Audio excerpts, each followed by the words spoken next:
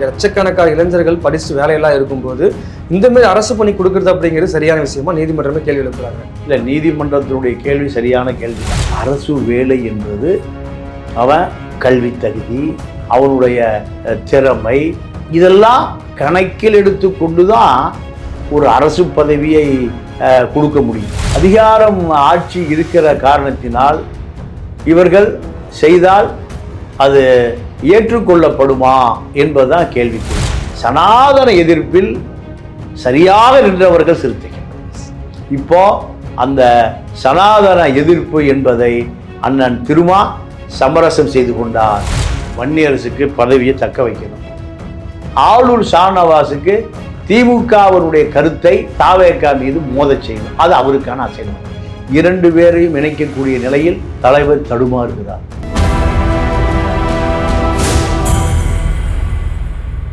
நேயர்களுக்கு வணக்கம். இன்று நம்மோடு அரசியல் பேசுவதற்காக இணைந்திருக்கிறார் மூத்த பத்திரிகையாளர் தமிழா பாண்டியன் அவர்கள். வணக்கம். வணக்கம் சார். கரூர் கூட்ட நெரிசலில் உயிரிழந்த குடும்பத்துக்கு வழங்கப்பட்ட அரசு பணியை மதுரை உயர்நீதிமன்ற கிளை ரத்து செஞ்சிருக்காங்க. எப்படி பார்க்குறீங்க சார்? இல்லை, அரசு பணி என்பது அரசு ஊழியர்கள் அரசுக்கு விசுவாசமாக வேலை பார்த்த பொழுது ஏற்படுகிற அகால மரணம், அந்த குடும்பம் நிர்கதியாக போய்விடக்கூடாது என்பதற்காக அரசு வகுத்த கொள்கை தான் இறந்த குடும்பத்துக்கு ஒரு அரசு பணி. கல்வி தகுதி இருந்தால் மனைவிக்கு, கல்வி தகுதி இருந்தால் மகனுக்கு. அந்த அரசு ஊழியன் அரசு பணியில் இருக்கிற பொழுதே அடைகிற மரணத்திற்கு அரசு கொடுக்கிற பாதுகாப்பு தான் அரசு பணி. இதுதான் காலங்காலமாக அரசு ஊழியர்களுக்காக பணி பாதுகாப்பு. இப்போ திரைப்பட நடிகனை பார்ப்பதற்காக சென்ற கூட்டம் கரூரில் மரணம் அடைந்திருக்கிறது. நீங்கள் அரசு தரப்பு என்ன சொல்லுதுன்னா, மின்சார கம்பங்களில் மின்சாரத்தை தடை செய்து விடுங்க. ஏன்? எங்கள் ரசிகர்கள் எங்கே ஏறுவான்? மின்கம்பத்தில் ஏறுவான். மின்சாரத்தை ரத்து செய்து விட்டு நாங்கள் மின் உற்பத்தி, அதாவது ஜென்ரேட்டர் வச்சு மின்சாரத்தை உற்பத்தி செய்து கொள்கிறோம். இப்படி இந்த தாவேகாவினர் தேர்தலுக்கு முன்பு மின்சார வாரியத்திற்கு எழுத்துப்பூர்வமாக கொடுத்துருக்கிறான். அந்த ஆதாரம் கோர்ட்டில் இருக்கு.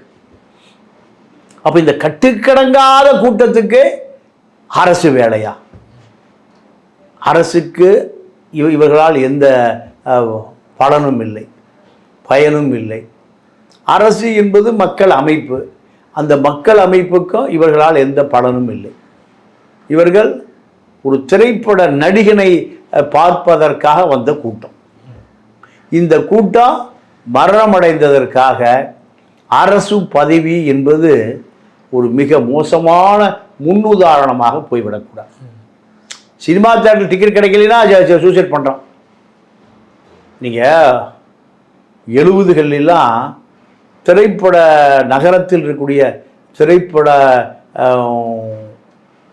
திரையரங்கு ஒரே ஒரு மனுஷன்தான் போடும்.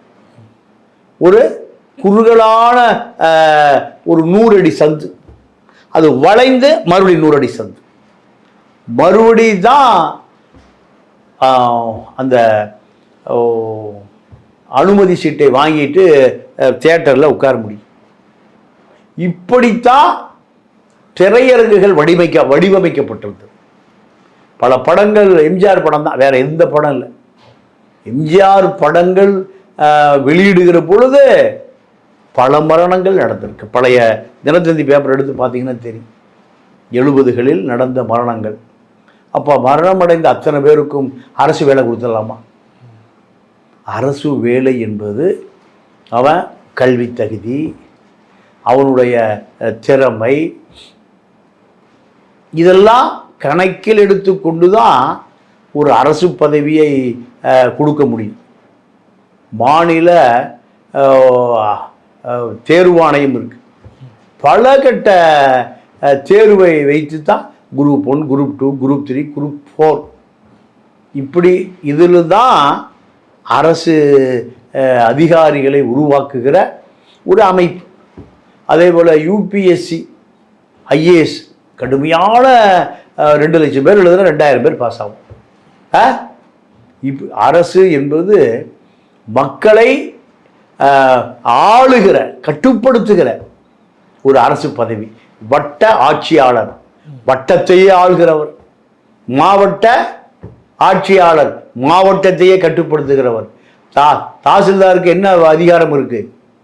கலவரத்தை துப்பாக்கியால் சுடலாம், காவல்துறைக்கு கட்டளையிடலாம். ஆட்சியாளருக்கு துப்பாக்கி பிரயோகம் செய்துதான் வன்முறையாளர்களை கட்டுப்படுத்த முடியும்னா ஆணையிடலாம். இதெல்லாம் தான் அரசு பதவி.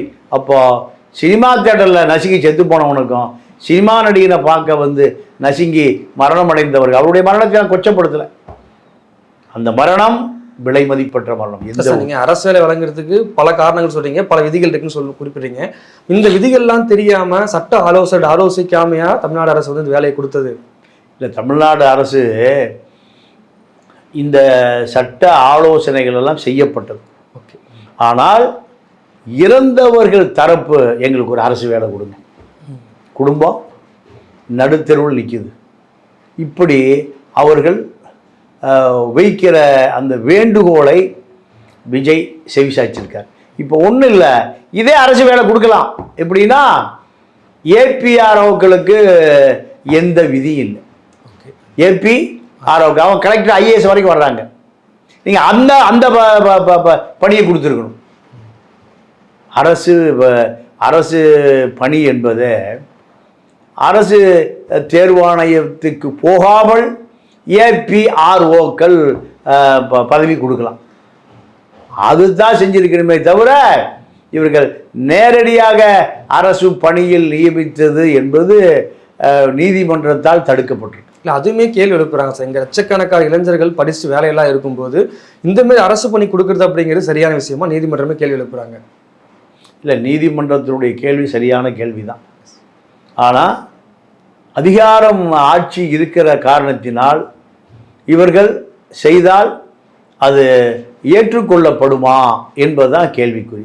இப்போ சீமான் தான் அந்த வழக்கை தொடுத்திருக்க. சீமானை வழக்கு தொடுக்க சொன்னது திமுக. திமுக இப்போ சீமானை வைத்து தான் இயங்குகிறது. அப்போ திமுகவுடைய நோக்கம் சீமான் வழியாக நிறைவேறி இருக்கு. ஏன்னா திமுக நேரடியாக வழக்கு போட்டால் திமுக மீது மக்களுக்கு கோபம் வந்துடும். பாதிக்கப்பட்ட குடும்பம் திமுகவுக்கு எதிராக மாறிடும். அதனால தான் திமுகவின் கைக்கூலியாக இந்த சீமான் செயல்படுகிறார். சீமான் நீதிமன்றத்துக்கு போயிருக்கார். இதை வச்சு விஜய் அவர்கள் அரசியல் பண்ணுவார் இல்லை சார்? நான் பாதிக்கப்பட்ட மக்களுக்கு அரசு வேலை கொடுக்க ட்ரை பண்ணுறேன், ஆனால் என்னை அதுக்கு கூட விட மாட்டுறாங்க, என்னை தடுக்கிறாங்க, இதை வச்சு அரசியல் பண்ணலாம் இல்லையா அவர்? இல்லை, பண்ணலாம். ஆனால் இது ஒரு 40 லட்சம் அரசு பணியாளர் குடும்பங்களுக்கு எதிரான தீர்ப்பாக இருக்குது. ஏன்னா அரசு பணியாளர் அரசு பணியில் இருக்கிற பொழுது மரணம் அடைந்தால் கொடுக்கப்பட வேண்டிய அந்த பணி சினிமா நடிகனை பார்க்க வருவதற்கு அவர்களால் ஏற்படுகிற இழப்புக்கு கொடுக்கப்படும் பணியாக மாறி போயிருக்கு. இது ஒரு மோசமான முன்னுதாரணம். அதனால் நீதிமன்றம் செய்தது சரி. ஆனால் முதலமைச்சர் விஜய் அவர்கள் இந்த நீதிமன்றம் உடைய கருத்துக்கு செவிசாய்த்து அதை கவனத்தில் எடுத்துக்கொள்ள வேண்டும். இல்லை, மேல்முறையீட்டுக்கு நம்ம போவோம் அப்படின்றாங்க. மேல்முறையீட்டுக்கு போனால் இப்போ நீதிமன்றம் போட்ட ஸ்டேக்கு அது ரத்து செய்ய வாய்ப்பு இருக்கா? இல்லை, அதாவது நீதிமன்றம் அனைத்து சட்டப்பிரிவுகளையும் ஆலோசித்து தான் தீர்ப்பை வழங்கியிருக்கு. அதனால் நீங்கள் மேல்முறையீட்டுக்கு போனாலும் இதுதான் தீர்ப்பு. Okay sir. இப்போ நீண்ட காலமாக தமிழகத்தில் சனாதன எதிர்ப்பு பேசக்கூடிய மிக முக்கிய நபராக இருக்கக்கூடியவர் திருமாவளவன் அவர்கள். ஆனால் அவர் ஒரு மாநாடு ஏற்பாடு பண்ணுறாரு. அந்த மாநாட்டுக்கு தொடக்க விழா, குறிப்பாக பந்தக்கால் நடுற விழாவில் ஐயரை வச்சு பூஜை பண்ணியிருக்காரு. எப்படி பார்க்குறீங்க நிகழ்வை? இல்லை, இது வரைக்கும் பல மாநாடுகள் நடத்தியிருக்காரு. சனாதன எதிர்ப்பு மாநாடு தான் அதுக்கு பேரே. வடமொழி கலப்பே இருக்கக்கூடாது. தன்னுடைய அப்பாவுக்கே அந்த வடமொழி சமஸ்கிருத கலப்பு இல்லாத ஒரு தூய பேரை தந்தைக்கே சூட்டியவர் தான் திருமா. தொல்காப்பியம். நீங்க ஆமா, வரலாறுல அப்பா தான் மகனுக்கு பேர் வைப்பாங்க, ஆனா மகன் யாருக்கு பேர் வச்சா? அப்பாவுக்கு.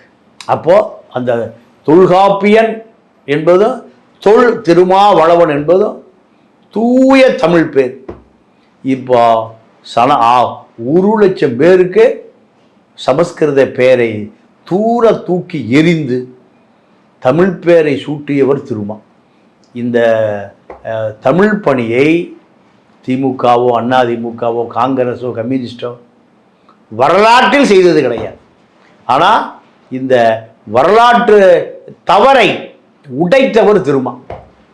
1,00,000 பேரும் தூய தமிழ் பேரோடு தான் இருக்கணும், அவர்களுடைய வாரிசுகளும் தூய தமிழ் பேரோடு தான் இருக்க வேண்டும் என்பதுதான் அவருடைய அந்த சனாதன எதிர்ப்பு கொள்கை. இப்போ அவர் உளுந்தூர்பேட்டையில் நடத்துகிற தமிழ் தேசிய மாநாடு, தமிழ் தேசிய மாநாடுனுடைய ஆரம்பத்திலேயே சமஸ்கிருதம். அங்கே ஓம் சுக்லாமந்திரம், அங்கே எது பேசப்படுகிறது, எது ஓதப்படுகிறது? சமஸ்கிருதம் ஓதப்படுகிறது. அப்போ தமிழ் தேசிய மாநாடு என்பது தமிழை முன்னிலைப்படுத்தி, தமிழர்களை முன்னிலைப்படுத்தி அழிந்து போன தமிழை காப்பாற்றுவதற்கு தேவைப்படுகிற நேரம். இந்த நேரத்தில் ஆரம்பிக்கிற பொழுதே எது தமிழ் தேசியத்தை அழித்ததோ, எந்த சமஸ்கிருதமும் எந்த சனாதனமும் தமிழை அழித்து ஒழித்து ரசித்ததோ அதோடு ஆரம்பித்தால் இது ஒரு முரண்பாடாக தெரியலையா? காரணம், அவர் தடுமாற ஆரம்பித்து விட்டார், அவர் தலைகீழாக மாறிவிட்டார் என்பது எங்கிருந்து தெரியுது?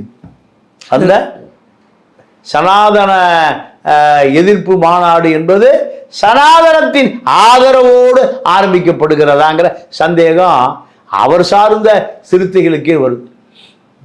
ஏன்னா திமுக அதிமுக காங்கிரஸ் கம்யூனிஸ்டுகளை விட சனாதன எதிர்ப்பில் சரியாக நின்றவர்கள் சிறுத்தைகள். இப்போ அந்த சனாதன எதிர்ப்பு என்பதை அண்ணன் திருமா சமரசம் செய்து கொண்டார், சிறுத்தைகளும் சமரசம் செய்து கொள்ள வேண்டும் என்ற நிலை வருகிற பொழுது தமிழ் தேசிய மாநாடு தேவையில்லை, சனாதன சமரச மாநாடுன்னு மாற்றிக்கலாம். இப்போ விஜய் அவர்களோட வெற்றிக்கு பிறகு திமுகவில் 2 நிலைப்பாடு வந்து உருவாகுது. அது அப்படி செப்பரேட்டாவா? இது உள்ளே சார் விசிகாவில் இப்போ ஆளுநர் சாசனம் பேசுறாரு, வன்னியரசு ரொம்ப சப்போர்ட் பண்ணுறது அதுக்கு உள்ள பிடிச்சிருக்கதோட.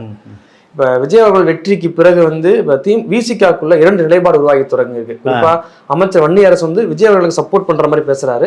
ஆளுநர் ஷானவாஸ் அவர் என்ன பேசுறாருன்னா, மறைமுகமாக தமிழ்நாட்டை வந்து பாஜக தான் ஆள்கிறது சொல்லி கருத்தை சொல்றாரு. எப்படி பார்க்குறீங்க கருத்தை சார்? இல்லை, அதாவது வன்னியரசுக்கு பதவியை தக்க வைக்கணும், அதுதான் அவருக்கு நோக்கம். ஆளுநர் ஷானவாஸுக்கு திமுகவினுடைய கருத்தை தாவேகா மீது மோதச் செய்யணும், அது அவருக்கான அசைன்மெண்ட். 2 பேரையும் இணைக்கக்கூடிய நிலையில் திருமா தலைவர் இல்லை, தலைவர் தடுமாறுகிறார். தலைவர் சனாதன எதிர்ப்பு என்ற மனநிலையில் சமரச நிலைக்கு வந்துவிட்டார்னு தாய் சிறுத்தையுடைய கொள்கை மீது இப்போ கடுமையான விமர்சனம் வருது. இப்போ விஜய் அவரோட வெற்றியை வந்து தடுமாற்றத்துக்கான அடிப்படை எடுத்துக்கலாமா சார்? நீண்ட காலமாக தடுமாற்றம் அவர்கிட்ட இருக்காது. இல்லை, இப்போ சமீப காலமாக ரொம்ப தடுமாற்றம். ஓகே, நீங்கள் இந்த ஒரு 6 மாத காலமாக ஆட்சிக்கு வருவதற்கு முன்பு, ஆட்சிக்கு வந்த பின்பு பெரும் தடுமாற்றம் தெரியும். இது அவருடைய தடுமாற்றம் என்பதை விட கொள்கை தடுமாற்றமாக பார்க்கப்படுகிறது. கொள்கை தடுமாற்றம் தான் ஒரு இயக்கத்தினுடைய தடுமாற்றம், தனிமனித தடுமாற்றம் அல்ல. சனாதன எதிர்ப்பு என்பதுதான் சிறுத்தைகளுடைய வாழ்நாள் கொள்கை. சாதி ஒழிப்பே தமிழ் தேசியம். இந்த சாதி ஒழிப்பே தமிழ் தேசியம் என்பது சனாதனத்தை எதிர்ப்பது தான், சனாதனத்தை வேறறுப்பது தான். இந்த சனாதனத்தை வேறறுப்பதை தற்காலிகமாக நிறுத்தி வச்சிருக்கிறாரா? இல்லை நிரந்தரமாகவே நிறுத்தி வைத்திருக்கிறாரா என்ற சந்தேகம் வீரியமிக்க சிறுத்தைகளுக்கே இப்போ எழ துவங்கி இருக்கு. இது அபாய கட்டத்தின் ஆரம்பம். இல்ல விஜய் அவரோட கூட்டணி வச்சதுனால அந்த தடுமாற்றம் துவங்கியிருக்கா? இந்த சனாதன அந்த எதிர்ப்பு கைவிடுறது இல்லை, அதுக்கு சம்மந்தமே இல்லை. இப்போ அவரு கருணாநிதியவே பார்த்தவர். யார? கருணாநிதியவே பார்த்தவர், ஜெயலலிதாவையே சந்தித்தவர். அதனால விஜயால் இந்த தடுமாற்றம் அல்ல. இந்த தடுமாற்றத்தின் ரகசியம் என்ன? இந்த தடுமாற்றம் எங்கே இருந்து ஆரம்பிக்கப்பட்டது? திமுகவினுடைய தேர்தலிலிருந்து ஆரம்பிக்கப்பட்டு இப்போ இது ஐரோப்பாவுக்கு போய், ஐரோப்பாவிலிருந்து அமித்ஷாவிட்ட போய், அமித்ஷா வழியாக தடுமாற்றமா? பல ரகசியங்கள் ஒளிஞ்சிருக்கு. திமுக to Europe, Europe to Amit Shah, Amit Shah to தடுமாற்றம். இதை ஆழ்ந்து பார்க்க வேண்டிய தேவை ஏற்பட்டிருக்கு.